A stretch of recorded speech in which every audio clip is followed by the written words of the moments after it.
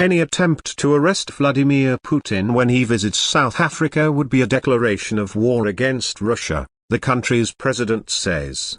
Cyril Ramaphosa made the warning with weeks to go before an international meeting happens in Johannesburg, to which the Russian president is invited. But if Mr Putin leaves Russian soil, he will be subject to an International Criminal Court, ICC, arrest warrant. South Africa is an ICC signatory and should therefore help in his arrest. Yet it has refused to honor that obligation in the past, allowing safe passage in 2015 to Sudan's then President Omar al-Bashir, who was wanted for war crimes against his own people.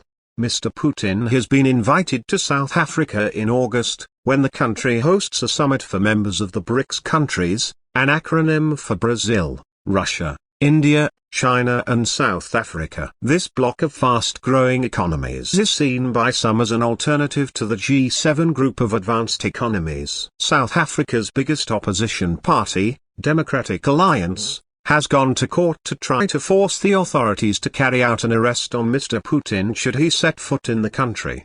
Court documents reveal that President Ramaphosa is firmly against any such move, stating that national security is at stake. South Africa has obvious problems with executing a request to arrest and surrender President Putin, he said in an affidavit. Russia has made it clear that arresting its sitting president would be a declaration of war. It would be inconsistent with our constitution to risk engaging in war with Russia. President Ramaphosa added that South Africa is one of several African nations holding talks with Russia and Ukraine with a view of ending the war altogether, and that attempting to arrest Mr Putin would be counterproductive.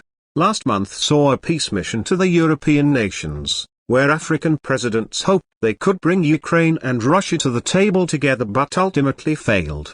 Much has been made of African nations' reluctance to back UN General Assembly resolutions condemning Russia's war in Ukraine. Correspondents say the reasons range depending on the nation, be it South Africa's anti-apartheid ties to the Soviet Union, or Mali's present-day reliance on Russian Wagner mercenaries to fight jihadists. There are economic ties between Russia and African nations too, not least in South Africa. A sanctioned Russian oligarch, Victor Vekselberg, is said to be one of the biggest donors to South Africa's governing party, the African National Congress, ANC.